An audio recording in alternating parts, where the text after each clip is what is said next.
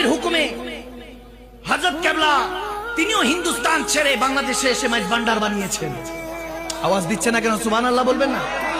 আমার নবীর হুকুমে বিষ খাওয়ার পরও শেরে বাংলা কাফন দাফন হয়ে যাবে, তখনও উঠে বলেছেন আবি মে জিন্দা হুঁ।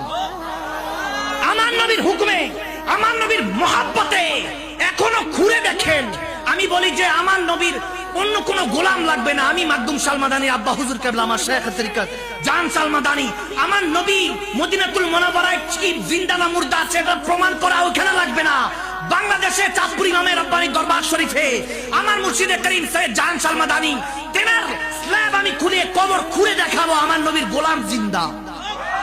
नबीर गुलाम जिंदा होले हमारा सरदार। ये तो था शान खिदमतगारों की। सरदार मदीने का आलम क्या होगा?